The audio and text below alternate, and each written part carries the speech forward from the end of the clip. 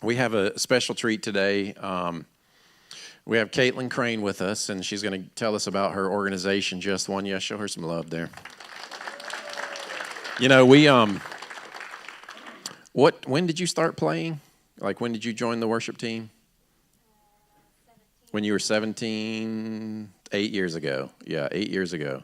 And Mike used to come, and he's like, I don't know about these people. Let's go watch my 17-year-old, as you should, and let her hang out with us. But we've just gotten the honor of watching her grow and watch the passion on her heart come forward. And you know, as a body, we get to participate with that. You know, we get to hear what's on her heart and support that and get behind that and probably learn. I mean, it's a pretty heavy topic, but she's going to show us a way that's very actually impactful to make a difference in this issue, in this area. And this is something that is a big deal on my heart, is to find out what's on your heart and encourage and inspire and empower and even create a platform or give a platform, if we can, for you to step forward. Like, for me, that's one of the only reasons to organize church, is to create platform to do things that you couldn't normally do with 8 people sitting around in a living room. Because I'm just not a huge fan of the organized aspect of church. I don't know about you. But when the body of Christ comes together in a very powerful way and makes an impact for Christ, that's what I'm into. So that's what I see this as today. This is not just some kind of ministry with some kind of effort that may or may not touch you. This is one of our own. This is part of our family stepping up here, telling you about a passion that's on her heart, and we want to support that, amen? Because we want to make a difference, and we want to make a difference with her. Amen. So show her some love as she comes on up here. Appreciate you.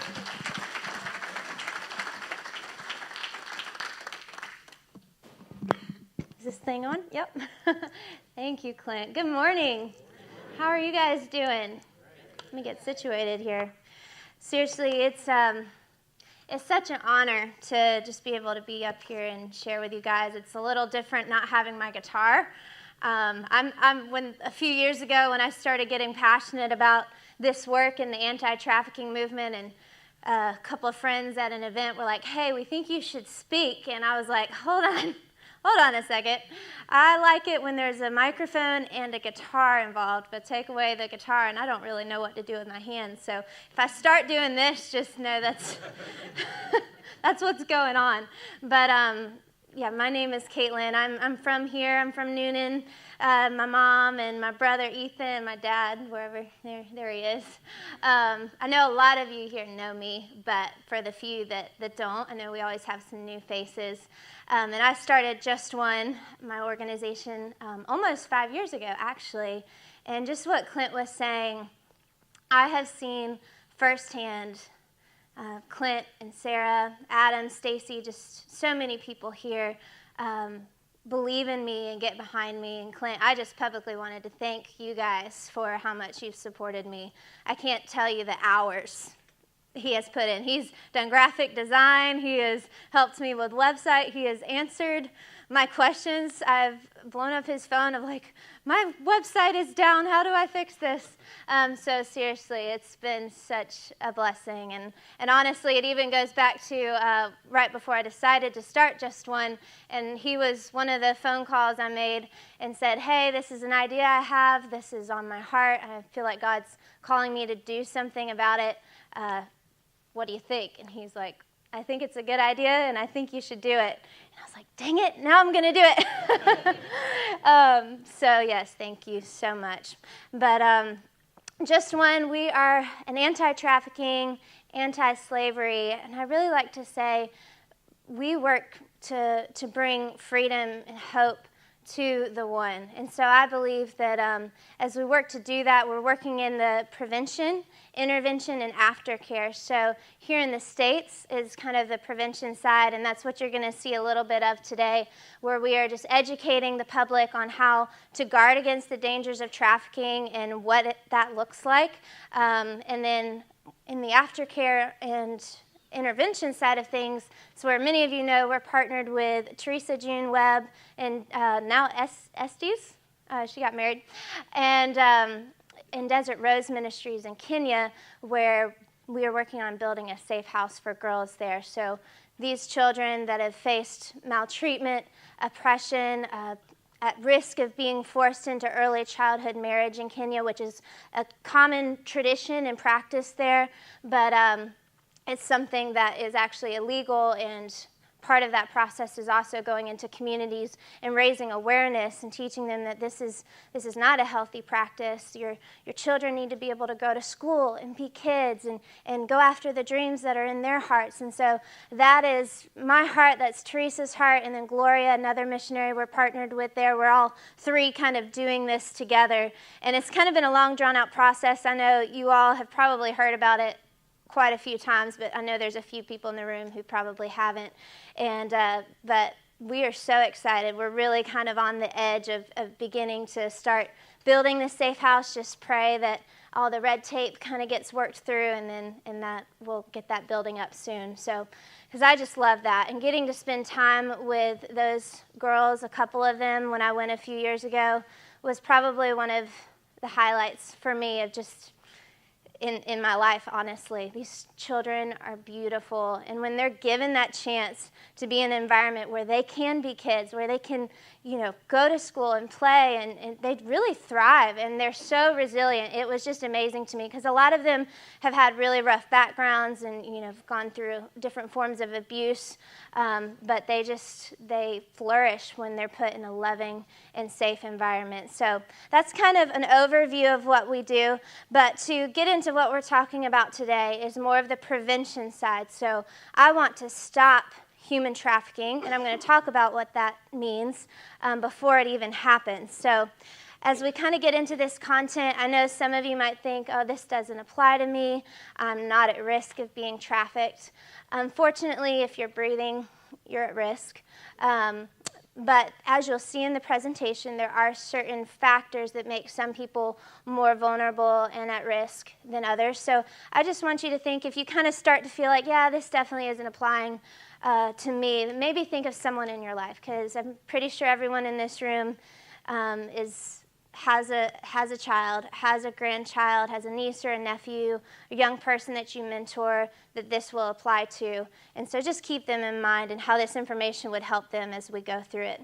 So kind of like I've mentioned, we're going to be talking about human trafficking, specifically sex trafficking, what that is, what fuels it, and how we can guard against it. So this is a topic we cover some more sensitive things. If there is any young people in here, I recommend it's for ages 13 and above, and also for parents if you have younger teens, just to, depending on what the conversations you've had with your teenager, you might want to take them out, and that is totally okay. I'm going to keep it pretty surface, but I just wanted to give you guys a heads up before we dove in. So feel comfortable to just go out for a little while if you need to.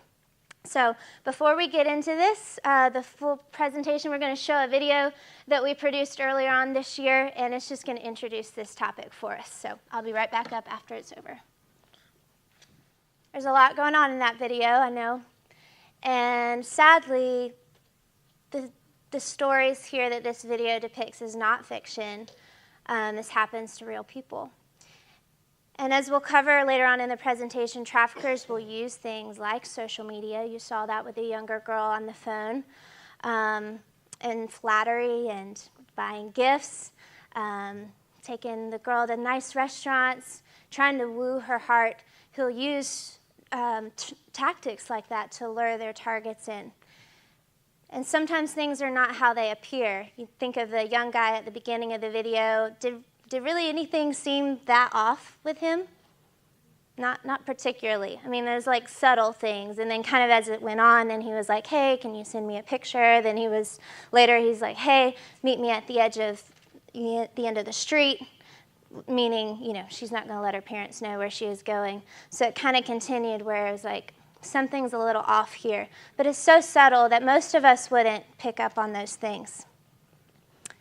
And then later on in the video, when the older girl was talking to her, and the younger girl was saying, hey, this guy's texting me this, what do you think? What if I just want you to put yourself in the shoes of the older girl, say as a parent or as a friend, or, would you have thought, like, hey, this seems a little bit off, like, and warned your child or warned your friend to maybe think twice about it and choose to be safe rather than sorry? Because sometimes it might not be a trafficking situation, but we don't want to find out if it is.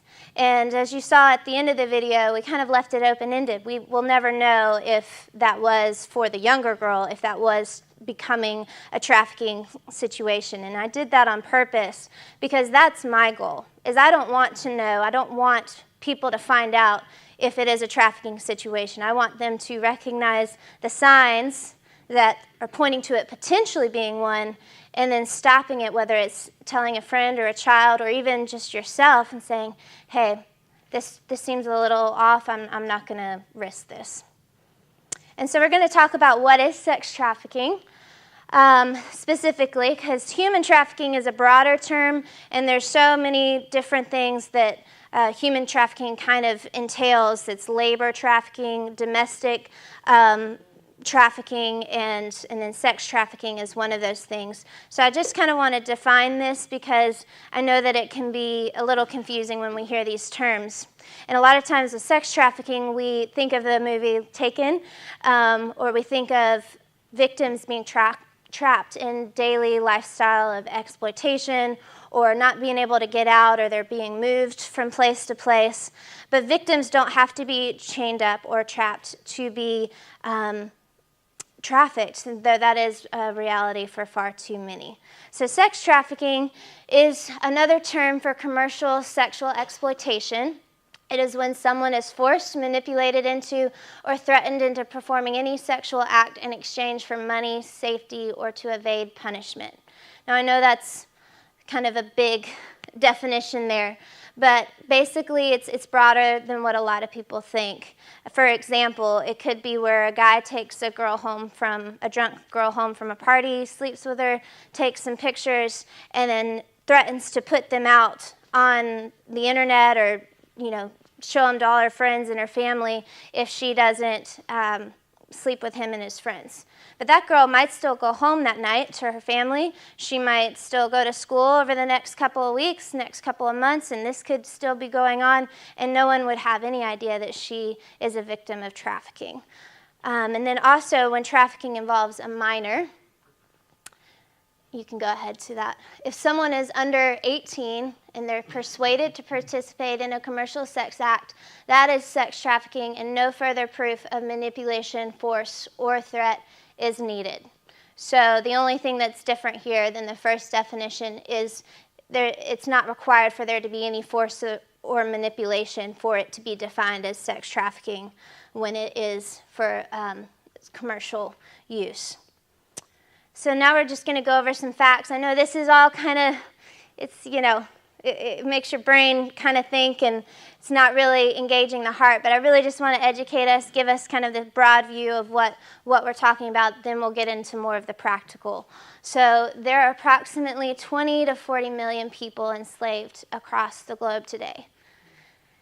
And it's a huge number, whether it's 20 million or 40 million or anything in between. I put that there. It's very hard to gauge an exact number. But to me, even if that said one, that would be too many. And human trafficking is the fastest growing criminal industry in the world, generating more than $150 billion every year. And there is estimated 100,000 minors in the U.S. sex industry. So now we're not just talking about the world, we're talking about the United States. And 14 is the average age of a girl first used in the sex trade.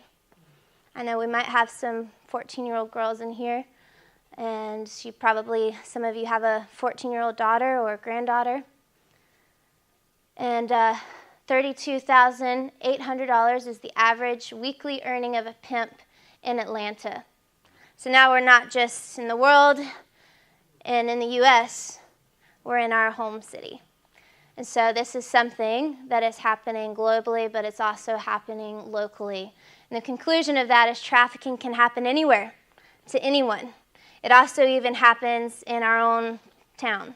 The Noonan Times-Herald has reported trafficking cases in Noonan. So it happens in neighborhoods. It happens in public places, as in how these traffickers lure girls in from all different kinds of ways. So now we're going to talk about what fuels sex trafficking. Sex trafficking exists because there's a demand for it. It's the simple supply-demand factor. If there's not a demand for something, there's not going to be a supply of it. It's just like there is a demand for cheap, rubber-like hamburgers, aka McDonald's, and so there is a supply for it all over the world. I personally don't know why anyone would choose McDonald's over Chick-fil-A. But they do. And there's way more McDonald's out there than there is Chick-fil-A. Hopefully that'll change over time. I was in India about 8 years ago, and there was a McDonald's in India. And so when there is a supply of something, that's because there is a demand. And one of the major ways society fuels the demand for sex trafficking is pornography. Now, this might come as a shock to you. I know that it did to me. And as I started preparing for this presentation, I didn't have this section that we're about to cover in it, but I was studying and learning and realizing how pornography is actually a major factor and plays a major role in creating that demand for sex trafficking. And I say this as gently as possible because I know that pornography is something that many people struggle with currently or have struggled with in the past. Statistics show both men and women, young men, young women, teens, and even children struggle with this. And so it's something that I knew needed to be talked about. I'll be honest and say I don't really like talking about it. Sex trafficking is already a sensitive of enough topic, and then pornography as well. No one wants to talk about sex trafficking, and no one wants to talk about pornography, but no one definitely wants to talk about both of them. And so I'm like, Lord, what did I sign myself up for here? But I just couldn't leave it out because I want to shine a light on these things, not at all to guilt trip anyone, to bring condemnation, but to shine a light so we can be equipped to help end the demand for sex trafficking. And so over time, as we all know, our culture has distorted God's good and perfect design for sexuality. Movies, advertising, music, it's all there. Some songs that just come on the radio or on a Spotify playlist, I'm like, oh my goodness, you actually listen to the words? Parents, do you listen to any of the songs your kids listen to? There's some scary words in there.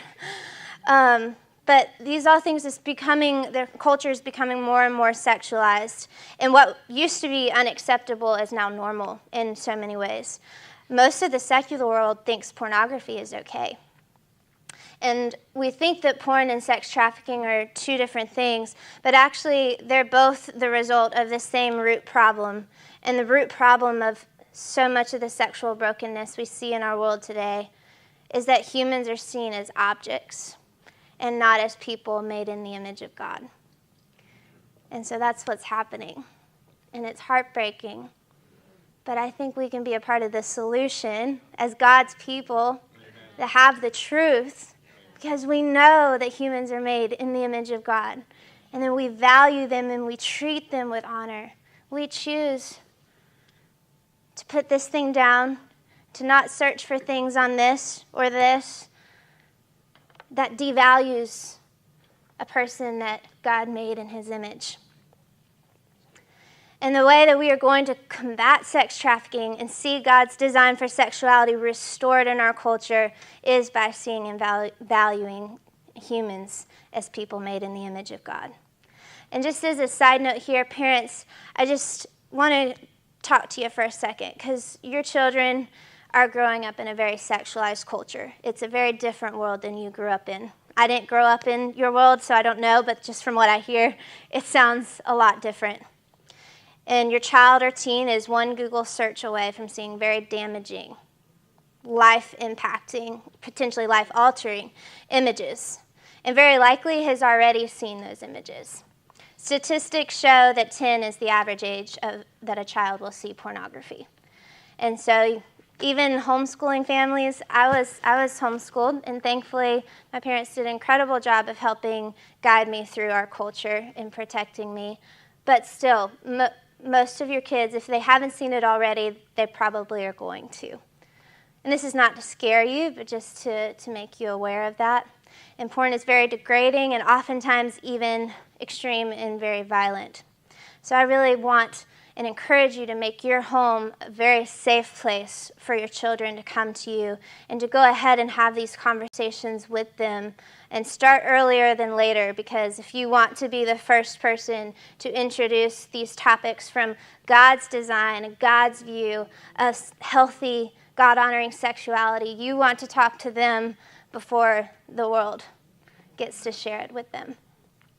And then also, if your child comes to you and when you create that open, honest, safe place for them to come, then they're going to come, and I encourage you to meet it with so much grace and compassion and not shame and condemnation. And as well as the church. The church needs to be a place where it's met with grace and understanding and compassion, so people can, and your children can walk towards freedom, walk in a healthy, towards God's design. In the church, really, that's what my heart is, that it would become that safe place. And I really believe this place is one of those, because we do life together and we love each other here. We understand that we all have struggles. We do. And so I just really wanted to talk about that because it is heavy. And I know that it's hard to kind of hear this and process it, given that many of us at some point have probably struggled with it or are currently struggling with it. So we're going to just talk, and I'm going to try to go through this pretty quickly, but talk about how pornography fuels sex trafficking. Indirectly, it does it by driving demand into the mainstream of society. Like I said before, porn objectifies humans. Dr. John Fubert said, there's a study that did brain scans of men while they were watching porn, and this would be the same for women. They wanted to see what areas of the brain lighted up when they watched it. It's the part of the brain that deals with objects, not people. And why that is so devastating is the more we dehumanize someone, the more possible it is to commit violence against them. And since porn consumers do not and cannot distinguish between trafficked individuals and porn performers, they often reinforce and drive the demand for exploitation through clicks and downloads without even realizing it. And then another way is through the C-act factor. It's basically the tease that leaves consumers longing for more. And then Catherine McKinnon, a professor at Harvard, said that consuming pornography is an experience of bought sex, and thus it creates a hunger to continue to purchase and objectify and act out what is seen. And then also consistent, direct or indirect exposure increases chances of exploitation. So this is the risk factor connection, and that statistics show, along with poverty and substance abuse, a child growing up in a home where porn is regularly consumed is more likely to be trafficked at some point in his or her life. And then also it harms our ability to start and maintain healthy relationships. And you might ask, how does that make it fuel sex trafficking? Well, basically, when there's less real and healthy relationships that we have in our lives, we are more likely to seek out an alternative, and a person could potentially then become a buyer. So not only is it something that fuels sex trafficking, but pornography and sex trafficking are often the same thing. So this is the direct impact. Nearly half of sex trafficking victims report that porn was made of them while in bondage. Dr. Mari Arvine stated, when you are watching pornography, you actually have no way of knowing if you're watching somebody being raped or voluntarily engaging in that act. And so even in the production of mainstream porn, sex trafficking is a regular occurrence. And I'll just stop here for a second. Again, I know this is very heavy content, but it's not being talked about. So for me, I think that it's a victory today that we are talking about this. And I appreciate that y'all being here and listening, because first, when we're made aware and we know, one, especially because we have the grace message here, and that we know that we don't need to hear these types of things, and if this is something you have struggled with or currently struggling with, you don't need to walk away with your head held low tonight or today. You can walk away saying, no, now I know, And now I can reach out to somebody, a trusted individual, and have this conversation, get help, start finding freedom in my own life, and be a part of the solution to stopping these types of things from happening.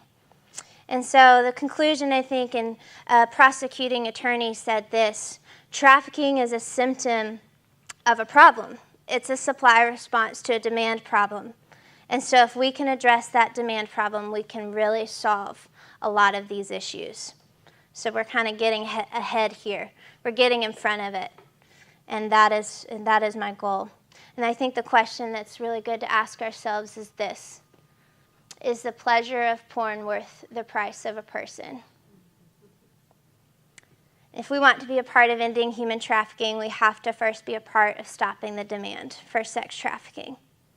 And we can do this whether it's for ourselves choosing to not look at porn, getting the help we need to walk in that freedom, and parents having those hard but important conversations with your children and creating that safe place in your home so they can have someone to walk alongside them as they try to navigate a sexualized culture. So now, at the end of the presentation, I'm going to give you some helpful resources for this. I never want to talk about this without giving people some steps that they can take, whether it's for themselves or for someone that you know, to help in this area. So now we're going to talk about how to guard against the dangers of human trafficking. And I just want to tell you a quick story about a girl named Rachel. And she was 19. She met a guy on Instagram. And she had grown up in a home where they were very poor, and her parents physically abused her whole life. And so this guy was the first person that really made her feel special and loved. And he said, "Hey, you're so beautiful. I could get you a modeling contract." So she moved in with him in Chicago, and then pretty quickly found out that he had been lying to her, and that he quickly started selling her for sex, and got her addicted to drugs, and then threatened her to basically, if she tried to contact her family, that he would sell her to another trafficker. And so at this point, I think when we hear this tragic, heartbreaking, real story, we think that it started with, on the Instagram, this guy reaching out to her. But it really started earlier on in her life when she was abused, and she was really vulnerable to being a target to this person, this guy that just made her feel loved. At the end of the day, that's all we all want, is to know we are loved and valued. And the good news is we are. A lot of people don't know that, unfortunately. So she was vulnerable, and that's what we're going to talk about, what the traffickers look for when choosing a target. And this is where I'm going to start getting a little more practical. So I want you to now just, again, think of that person in your life. Young people, listen up. I know you might be dozing off on me at this point, but this is something to just things we need to be aware of. So they look for a vulnerable and an easy target, which can be someone who is a homeless, a runaway, or in foster care, someone who has low self-esteem, someone who struggles with depression, self-harm, unstable mental health, someone who is searching and desperate for love, someone who is isolated, and someone who has a drug and or alcohol addiction. So I do not say any of this, you can go back to that slide, to scare anybody. I don't want to scare any young people or any parents or anybody in this room, really just to make us aware of this, because I think at some point we have all, fit into any of, or one or a few of those categories. And some of these are life circumstances that we have no control over. So definitely do not let this scare you, but just to make you aware. And if you find that this is something that either someone in your life or you are struggling and need some help, please, I just encourage you. There's so many people around you in this house that love you and that can come around you and get you the help that you need. So, but these are some of the things that they look for in choosing a victim. And then some of the recruitment tools and tactics that they use are social media, online messaging, porn and hookup sites, and interactive games. This is one that actually was kind of brought to my attention recently, and there was a story of this happened with an 11-year-old girl who had a phone and was on a game for ages 9 and under. So that was the rating. And her parents was like, hey, surely that's fine. But it was interactive.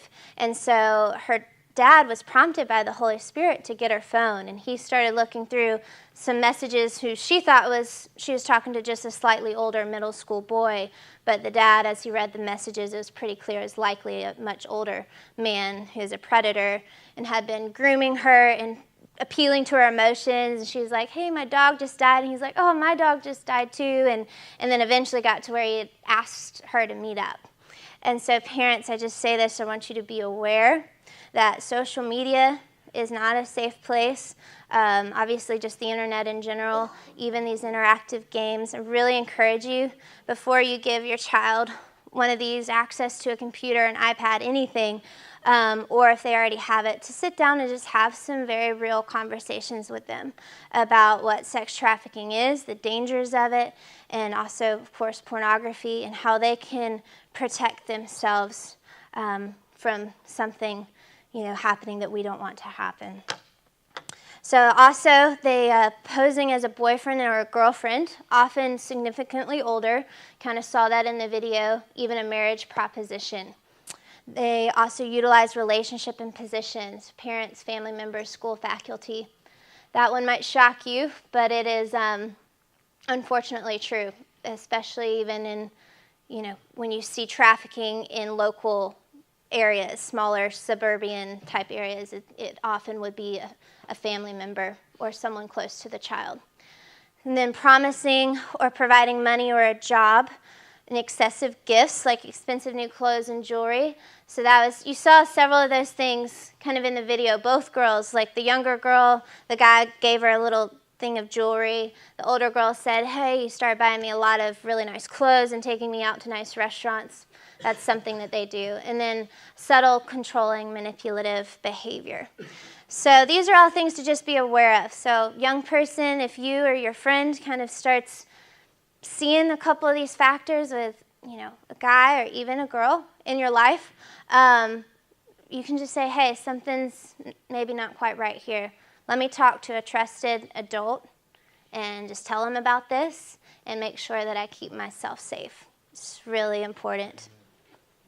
And so now we're going to get even more practical, and this is really especially applicable for the young people here.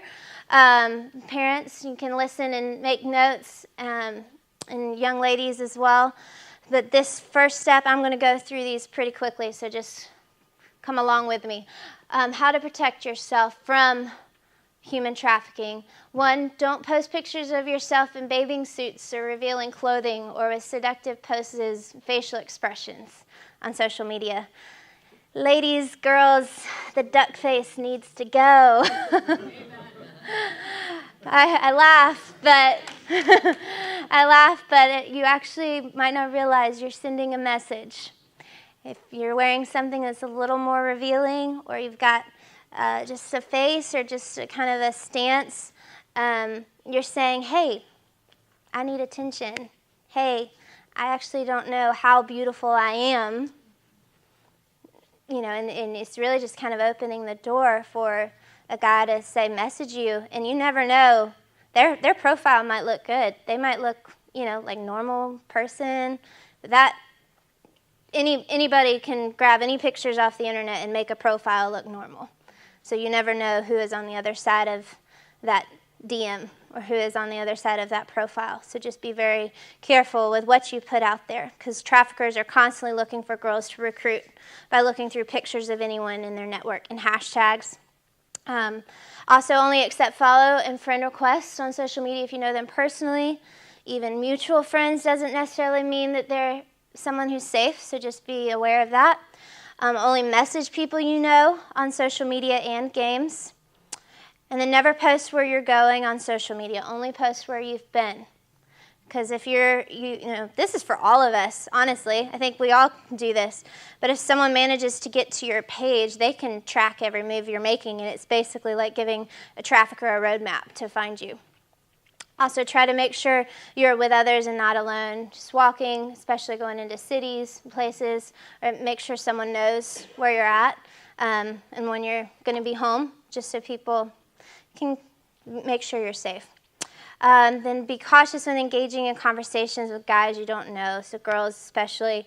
Don't answer their questions or give out your number, information about you or your friends, because what appears to be harmless flirting can actually not be harmless. There's traffickers who will recruit young, good-looking boys to even go to public places like malls and just flirt with girls. And the girls that flirt back, they'll begin to kind of lure in. The girls that just kind of keep going and don't pay them any attention, they'll move on from. So girls, carry yourself with your head held high, your shoulders back. Posture is important, and be alert, and just don't flirt. I mean, I've been going into the Publix in Noonan and had some random guy, try to say something as I'm walking past. I keep my eyes straight ahead. I don't talk to him. I just keep walking. So girls, you need to do that and be aware of those things, and women as well. Don't get into a car with anyone you don't know well, even if they appear to know you. Be aware of friends telling you they have an easy way to make money. Some young people have been pulled into trafficking through a friend. And unfortunately, that friend had been already pulled in and was being manipulated or threatened even, and saying, hey, if you don't bring in more, we're going to hurt your family, or we're going to put those pictures out on the internet. So be even careful when it's a friend saying that you can make money or get away, or, get away from your family, any of those types of things. Be aware of. Don't go to a party held by someone you or your family doesn't know well. And then be aware of offers by strangers to get you into the modeling or the movies. That's a big one. Traffickers use that a lot. So just talk to your parents about someone who approaches you with this offer. If it's a real modeling or acting company, you will be able to confirm that and make sure you stay safe in the process. And then finally, if you suspect that you or someone is at risk of being trafficked or possibly being trafficked, you can call the National Human Trafficking Hotline. You can even get your phone out right now and put this number in it. Or if it's an immediate emergency, I would just call 911. Takes a little while for that hotline to get in touch with local authorities if it's immediate. And so finally, I want to wrap up. I do want to put the resources on the screen. So what we were talking about earlier, if you would like, you're welcome to either write these down or take a picture of the screen. You might know somebody that could use this. Fight the New Drug, I just want to thank them. The earlier part in the presentation where I was talking about how pornography fuels sex trafficking, a lot of that information came from their website, so you can go there and learn more. True North Freedom Project is actually, I work part-time for this organization. It's a great resource, especially for parents, but even for men and women, to find some local counseling or just some great resources to be able to walk in healing and God's design for our sexuality. CovenantEyes.com, that has it's a subscription-based, basically, program you can put on devices, computers, for a spouse, for your children, just to help protect and guard against the things on the internet that we don't want to see. So I would highly recommend that. And then, of course, local counseling. Christian Families Today is a great place. And obviously I know Clint here and at the church could get you connected to counseling if that is something that would help you or someone in your life. And so just to wrap up, I'm also going to give you some action steps. Just1.org is our website. You can go back to that. We have more information there. We have the video link there. So if you could pass it along. So this video, you can share it. If you go to our website, Just1, Facebook.com/Just1 International. We have the video at the top of the page, and just share it with your friends.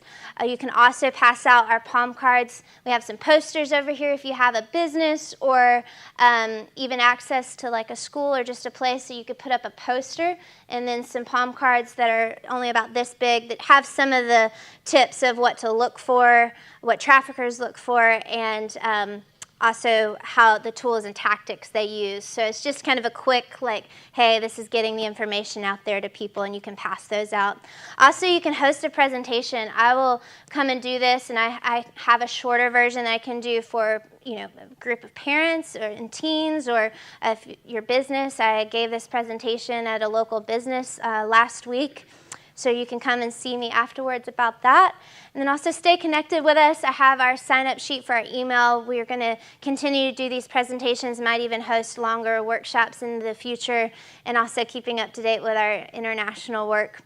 And then finally, if you would love to, I would love if you would consider partnering with us financially. That enables us to keep doing these presentations and trying to get into schools, other churches, and just groups like I mentioned. So that enables us to do that and also support our international work. You can also buy a t-shirt because all the proceeds for the t-shirts continue to help us do what we do.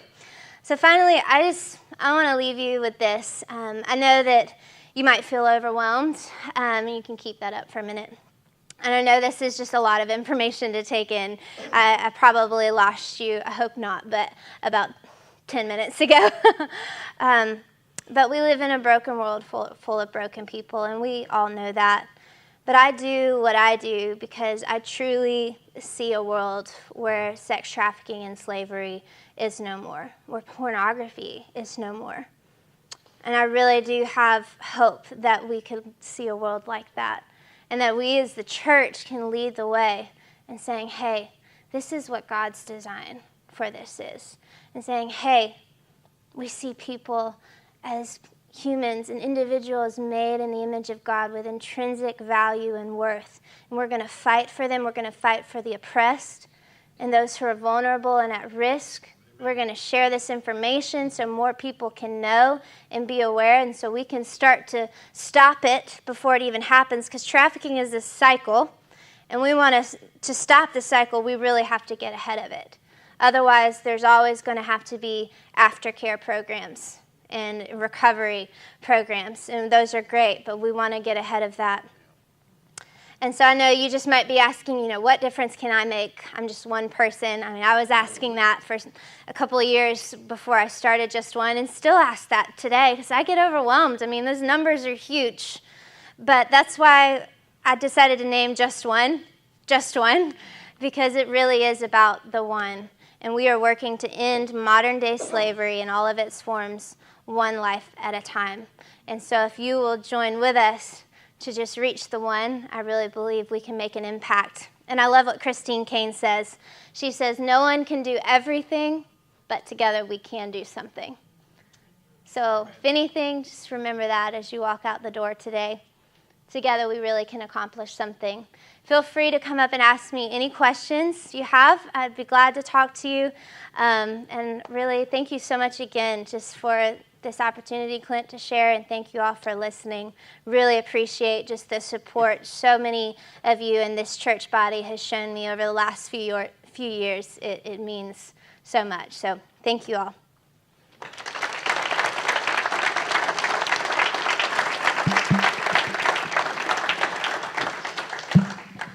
Yeah, it's not an easy subject, but the church needs to know, right? I mean, a very practical way that we can make a difference. I remember, I think Sydney was my daughter's 16 now. I think she was 10 or 11. And I think it may have been a game that somebody started messaging her through and asking for her age and pictures and name. And she recognized and showed us and didn't engage with this person. I think just a couple of weeks ago, I saw somebody's Facebook post in Peachtree City that a lady that we're friends with that has a teenage girl and her friend were on the cart paths on a golf cart, and some woman approached them and was kind of frantic about, I need some help, and because that's probably one way that happens when it's a more aggressive abduction rather than that easing into it. And thankfully, they just drove away. They kind of froze and panicked, but they drove away. And then on the news, there was a report had come out where a woman in connection with abductions in Peachtree City had been arrested, or I think that she was in a different county, but those girls looked at the picture and it was her in Peachtree City. So the cart paths, these girls are out on the cart paths. The thing is the awareness. And awareness is powerful. So share this video and just keep your eyes open. And I'll say this too. It's one of the reasons why we have life groups. We don't do a lot of social action discussions in church, but through our life groups, I pray that those relationships are being built. Where if you have the issues that she's talking about, that you can talk to someone. You know, some of you guys in here, come talk to me. If you don't feel comfortable, talk to somebody that's, another guy in here. There are really great programs to help porn addictions. I mean, there are things that you can do that actually make it hard for yourself to even access it, even with all the access that's out there. So, I want to up that aspect of the transformational element of this church as well. As we'll talk about that in our life groups. So anyway, thank you, Caitlin. We really appreciate it. Make sure you guys share the video. Check out her.